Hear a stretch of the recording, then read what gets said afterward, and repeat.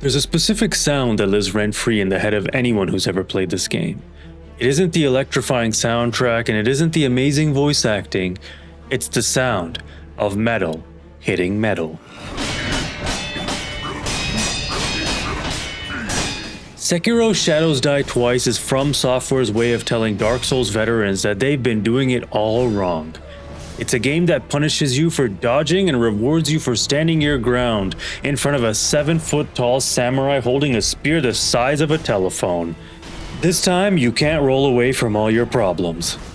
Yeah, this is garbage. This boss fight is garbage. As my mother was an avid Tylenol taker during her pregnancy with me, thus creating the masochistic being you're hearing right now, I decided to go for the Platinum Trophy in Sekiro. On paper, this looks hard as fuck. It's a 7 out of 10 difficulty rating and takes about 60 hours of gameplay. But unlike other From Software titles, you can't overlevel your character to brute force the bosses, nor try and get the best spells and weapons. There's no easy mode armor. There's no summoning a friend to carry you. The only way to get the platinum is to actually learn the game. You have to master a combat system that's less of an action RPG and more of a violent rhythm game. The trophy list demands perfection. It requires 4 different endings, meaning we have to beat the game at least twice. We'll get into that. It asks us to defeat every boss, including the optional Demon of Hatred, and it forces us to grind XP until our eyes bleed for the Height of Technique trophy. This is my journey to becoming the man without equal, or at the very least, a man with very tired thumbs.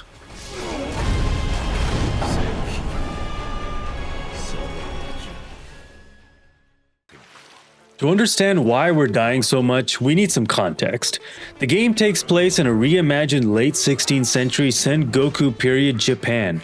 You play as Wolf, a shinobi with a prosthetic arm and a loyalty complex that borders on unhealthy. Your job is to protect Kuro, the divine heir. Kuro has a special bloodline called the Dragon's Heritage, which grants immortality.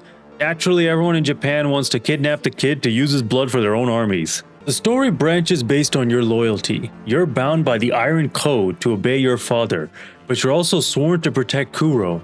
This choice is the pivot point for the entire Platinum run. One choice leads to the bad ending, Shura, which cuts the game short. The other choice leads to the true endings and the hardest bosses in the game. To get the Platinum, we have to do both. We have to be the hero and the villain. We start the game off as a disgraced shinobi. We make our way up, sneak past some guards, and find ourselves meeting Kuro for the first time. As we get our trusty sword and swear our allegiance towards Kuro, we make our way out. Now I know this is supposed to be the tutorial section, but goddamn, these enemies already hit hard. There's no hand-holding in this game. You make a few mistakes and you'll already find yourself dead. Oh. We move on to our first mini-boss, literally 10 minutes into the game. However, you'll notice both a health bar and another yellow bar. This is the posture bar.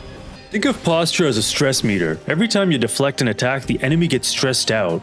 If you keep the pressure on, they panic, their guard breaks, and you get to perform a shinobi death blow. One hit kill.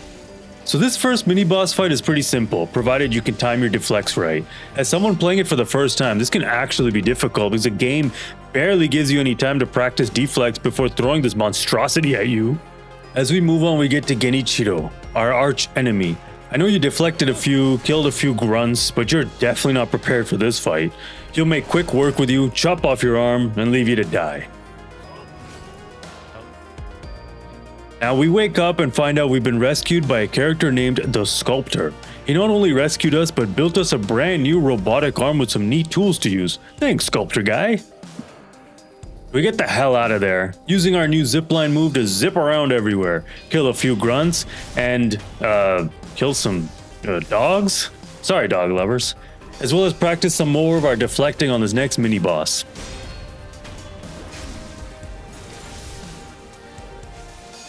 We move back to the dilapidated temple and now go back in time to Hirata Estate. It's the Dragon Spring year and thieves and bandits are attacking the estate. Our goal is to protect our master at all costs. This area is already hard enough, with tons of small enemies, archers, dogs, and even giants. I found myself constantly dying here, especially with only a few small rest spots in between. What a stupid fight. What? Just when you think you figured out the deflection timing, the game throws a spear-wielding monk at you and introduces perilous attacks. So now these are moves that cannot be blocked, signified by a terrifying red kanji symbol that flashes on screen. Now this is essentially a high-stakes game of rock, paper, scissors played at 60 frames per second.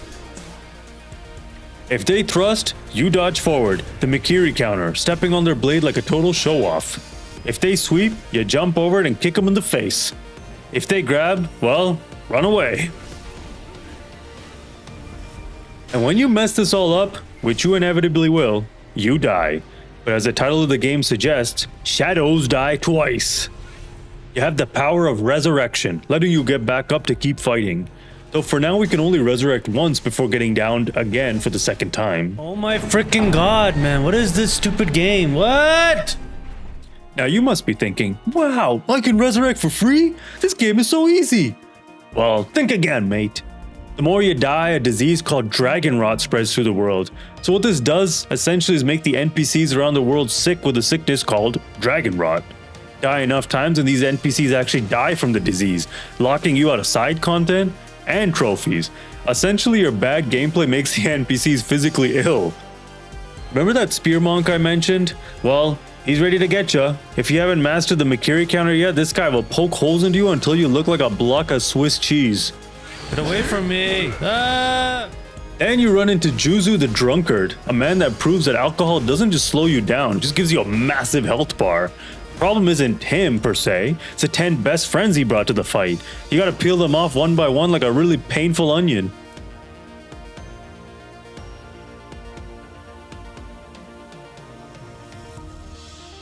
After that monstrosity, you thought that fat drunk guy was hard. Welcome to Lady Butterfly.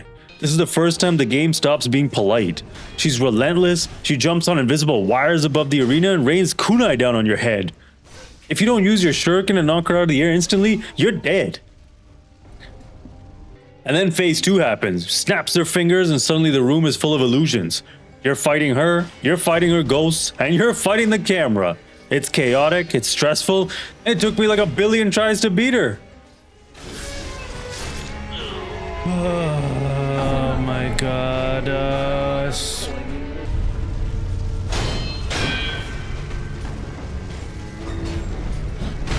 Yeah, this is so...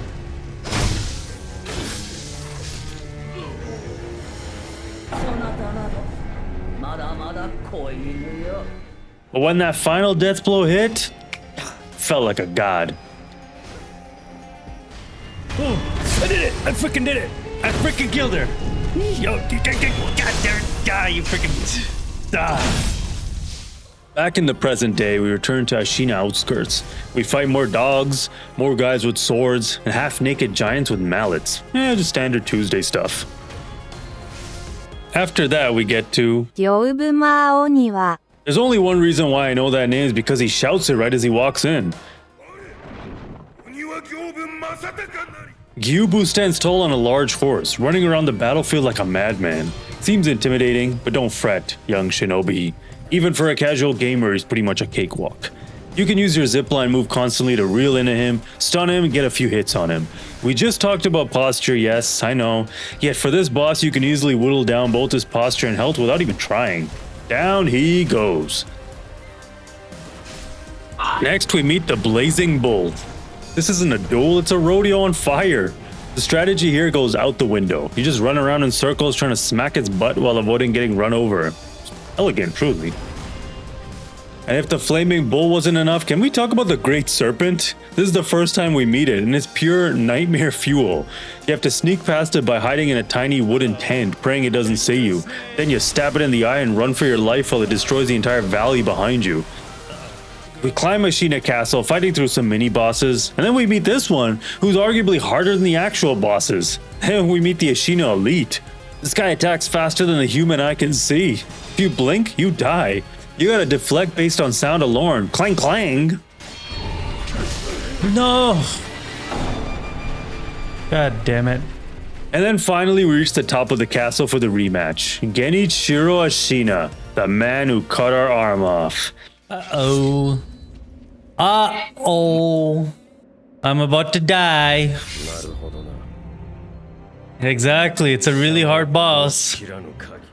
This is the moment the game's been building towards. It's a cinematic masterpiece. Clash of steel, sparks flying, pure adrenaline. But just when you think you've won, he rips off his armor and reveals the way of Tomai. He starts summoning literal lightning from the sky, and this is where Sekiro becomes the coolest game ever made. You have to jump into the air, catch the lightning on your sword, throw it back in his face before you hit the ground. It's the ultimate, no you move. Now defeating him wasn't just about progressing the story, it was about revenge. It was about proving that I wasn't the same shinobi he left to die in the grass.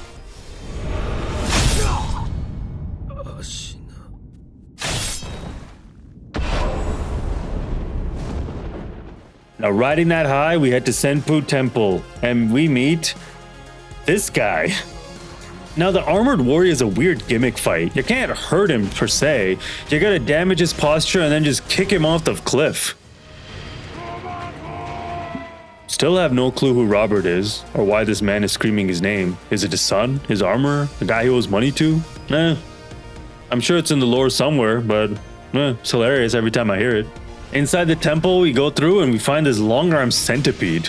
Ugh. As if I didn't hate centipedes enough. I mean, this guy's the definition of just spam L1. Hope you've been working on your deflex, because this guy will really test you. If you find the rhythm though, it feels incredible. If you panic, it's gonna suck. As we move forward, we go to the folding screen monkeys boss fight. Now, this is a puzzle boss, which is basically code for annoying chore. They run around, they turn invisible, they hide. The invisible one follows you, the loud one snitches on you. Ugh, it's a headache. I'm not gonna lie to you guys, my cheating ass just looked up a guide on YouTube. I have no shame. I'm here for the platinum, not for a hide and seek badge.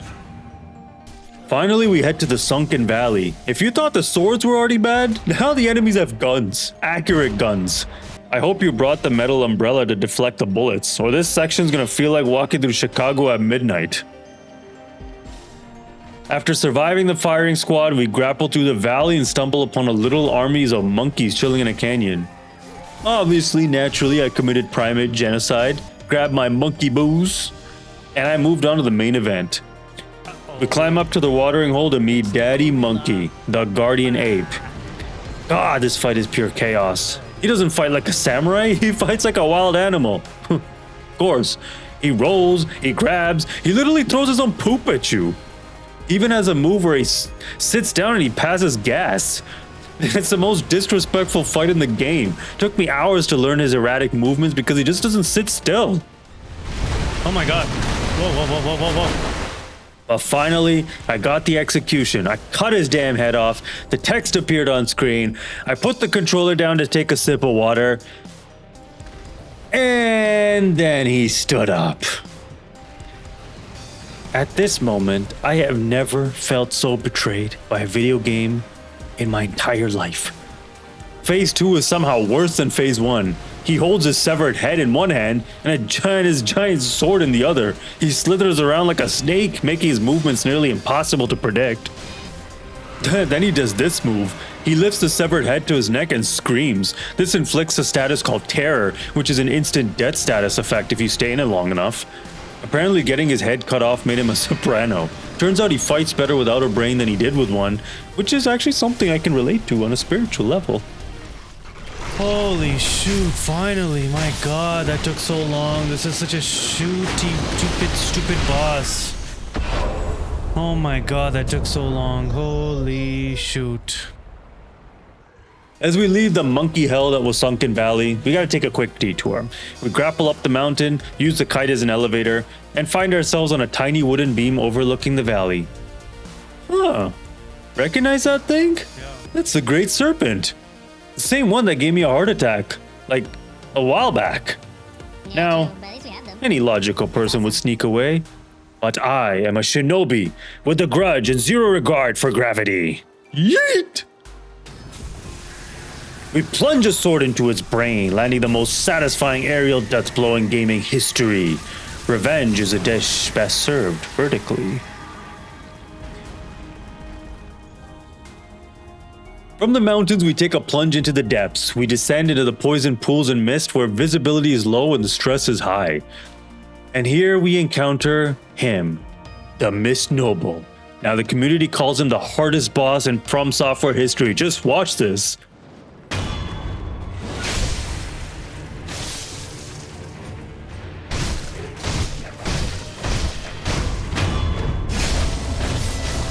What the hell? Oh, that's so easy. The horror. I barely survived. Jokes aside, we move on and we fight Orin of the Water. Now she's a nightmare because she doesn't fight like a human. She floats, she cries, her rhythm is completely erratic, making her attacks incredibly hard to read. It's like trying to parry water. Immediately after, the game throws you the Corrupted Monk. This ghost lady is a tank with massive range. Here's the kicker though, her posture recovers almost instantly. You gotta chip away at her health first, making this a grueling endurance test. If you get greedy for even one hit, she will absolutely fuck your shit up. Yeah, this is garbage. With the Corrupted Monk defeated and our ego inflated, we head back to Ashina Castle. But there's a surprise guest waiting for us on the roof. It's our dad, the man who adopted us, trained us, and, spoiler alert, stabbed us in the back 3 years ago. He demands that we obey the Iron Code for Sekiro and help him conquer Japan. Now, if we listen to him, you get the Shura ending, which cuts the game short, but hey, we want the platinum, we want the full experience first. So I looked my father in the eye and said, "Shut up, Dad, you're not the boss of me." Well, he didn't like that.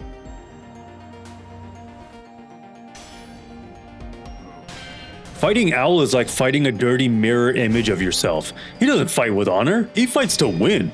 He throws a little green smoke bomb that prevents you from healing. Yeah, that's right, he literally turns off your flask. That has to be a war crime, huh? In some countries, I bet. The worst part? If you try to thrust attack him, he Mikiri counters you back. He steps on your sword and stabs you in the chest. It's the ultimate, I taught you everything you know, but not everything I know moment. Yeah, that's crazy. After committing some light patricide, we get some story items, but we're not done with Dad yet. To get the purification ending, we gotta go back into the memory world for round 2. First, the bouncer, the lone shadow. As if fighting a ninja in a burning building wasn't hard enough, he brings his dogs with him, because nothing says fair fight like getting chewed on while trying to parry a poison sword. Ugh. And of course, we run into our old friend Juzu the drunkard again. But I have no respect for this man. I cleared out his guard, snuck up behind him, hit him from the back, and ran away to reset his AI. Rinse and repeat. Hey, it's not cowardly, it's tactical. As we move on, we find him. Owl Father, or as I like to call him, the reason I need therapy. If the first fight was a sparring match, this is a street fight. I don't know what supplements the elderly take in Japan, but this man is moving like he's 25. He's doing backflips, he's teleporting, he loves throwing gunpowder in your face. He has this one combo where he throws a shoulder check, slashes, throws firecrackers, and then blindly swipes through the smoke. It's the cheapest, dirtiest tactic I've ever seen. So honestly, I kind of respect it.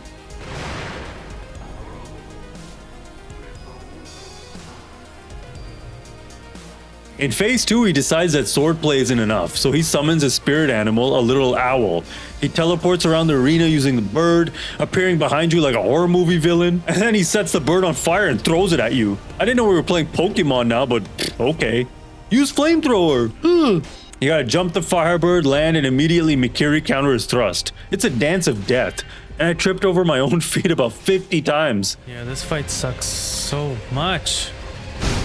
Never mind.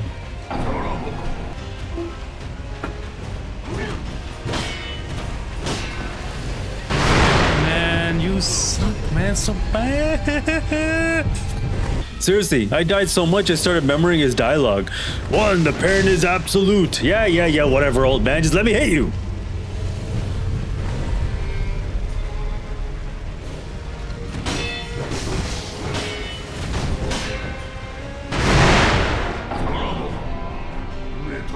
I literally died in 2 seconds. This is so dumb. I don't know what the hell happened to me when I finally defeated him. I think what you're looking at is a broken man. I freaking did it! I freaking did it! I freaking did it! I freaking did it! I freaking did it! I freaking did it! God damn. Oh my god, screw this freaking boss. Screw this shit. I hate it. I hate it. I hate this game. I hate this game. Holy shoot, my hands are so sweaty. Oh my god, I'm dead. I'm dying. Oh my god. Oh, I think I successfully worked through my daddy issues on that one. Shoot, that was so freaking hard. With our family drama resolved, we head to the final arena, Fountainhead Palace. First, of course, the bouncer of the area, the true corrupted monk. Honestly, compared to Owl, she's a vacation. We parry her, we spook her, we kill her. Moving on. But then we enter the courtyard and we meet the most annoying enemies in the entire game, the palace nobles. They look like squid people in robes, playing miserable little flutes. If they see you, they immediately cast a spell that drains your youth. Literally, they suck the life out of you, turning you into a frail old man with a walking stick. You can't fight, you can't run, and you die in pretty much a few hits. It's terrifying. Let's sprint past the geriatric ward and then we reach the lake. Suddenly a giant fish tries to eat us. I'm talking about a Magikarp on steroids. Excuse me, fish? I'm a master shinobi, not fish food. Thank you. Now, the trophy list says we need to deal with this guy. I mean, we've conquered a giant snake before, right? So how bad could he be? Or we could commit a little environmental terrorism. First off, let's rush through the level, grab some precious bait, and spice it up with a little poison we got from a shady pop merchant. We ring the dinner bell, feed the fish the forbidden snack, and that's it. Let's teleport over to him now. No epic underwater battle, just a tummy ache that kills a god. With the fish dead and the palace cleared, there's only one thing left to do. We just climb up to the mountain to the divine realm. It's time to end this. We've taken care of a giant godfish, so naturally the next step is a giant god dragon. This is the divine dragon. Visually, it's the most intimidating boss in the entire game. It's huge, it commands the wind, and it has a sword the size of a skyscraper. I was ready to cry. But it turns out this dragon is basically a glorified cutscene. You just grapple onto some trees, catch some lightning, and zap them. Easy peasy. It's a victory lap before the game decides to hurt us one last time. We take the divine dragon's tears and head home.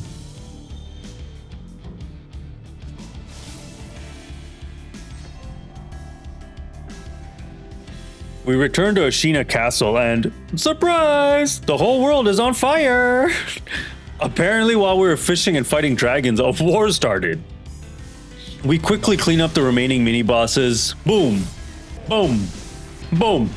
We're all basically just speed bumps at this point.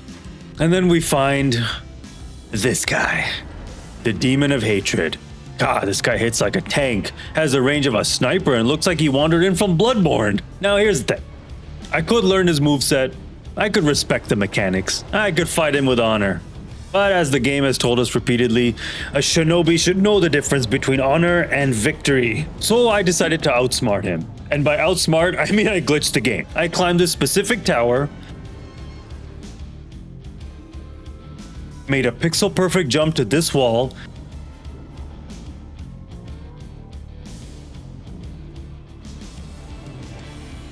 walked across,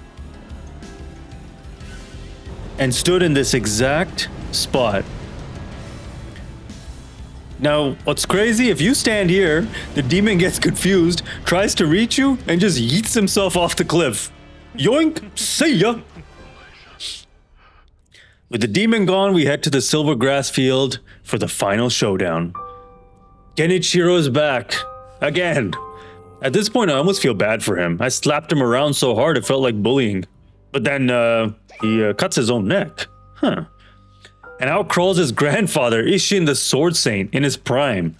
This is it. The final boss.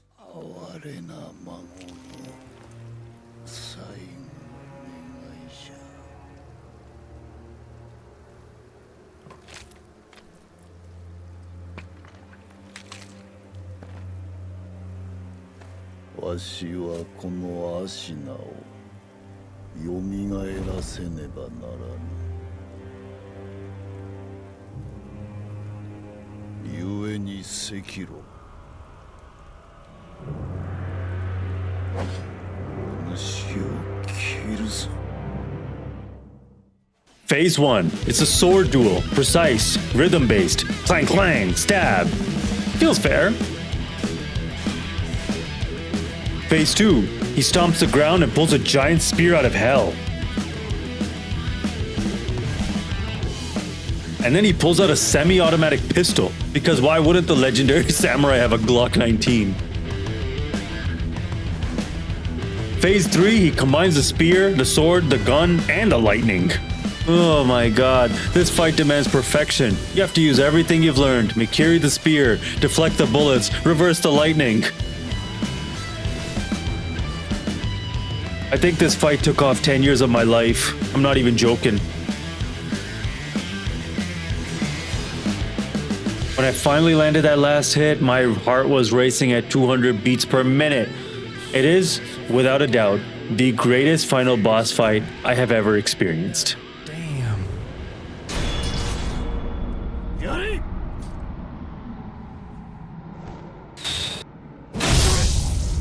見事じゃ、Sekiro。さらば。 Now we give Kuro the tears and get the purification ending. But we still need the other endings for the platinum. Now, any normal person would probably play the game 2 more times. I am not a normal person. I'm a lazy person. We simply reload our cloud save and pick the other options. Boom! 3 endings down. Efficiency! However, there's one ending we can't cheat, the Shura ending. We gotta play the entire game in New Game Plus now. Since we kept our stats, we absolutely melt the early bosses. Gyubu, dead in seconds. Lady Butterfly, squashed. We speedrun to the roof and this time, we betray Kuro. Immediately, we have to fight Emma, the Gentle Blade. Don't let that name fool you. She's small, but she hits like a Mack truck. Her grab attack has the range of a magnet and she's faster than light. I was honestly gasping for air.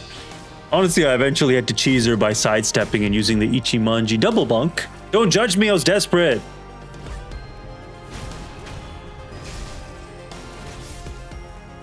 Now immediately after her, with no chance to heal, we fight Ishin Ashina, the old version.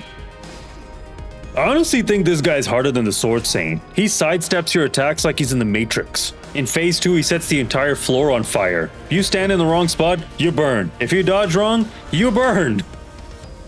Beating him felt like surviving a natural disaster. But we did it. The Shura ending is ours. Fucking idiot. God, that was so stupid.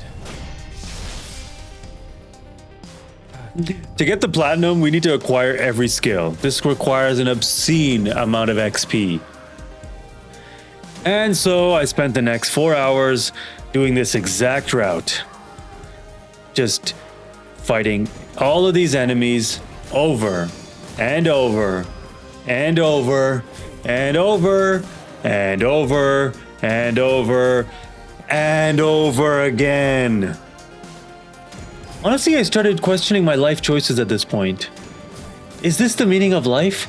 To fight the same enemies over and over again just to get one trophy? You know what? I guess it is. At this point, I started naming all the enemies. Hey, that's Greg. That's Steve. Sorry, Steve. I need your XP. It is mind-numbing. It's soul-crushing. But, you know, I didn't come this far to quit at 99%. Finally, after hours and hours of doing that same route, of killing the same enemies, I upgraded all of my weapons. I acquired every skill there was to offer. And we finally see it. The Platinum Trophy. 60 hours. Hundreds of deaths. Almost one broken controller. And some really tired thumbs. That's it. There we go. Woo! Game is done. Thumbs up. Sekiro! Was it worth it? Absolutely. Sekiro demands more from you than any other game I've ever played. It breaks you down, forces you to learn, and builds you back up into a master shinobi. When you start, you're a stray dog. When you finish, you're a wolf.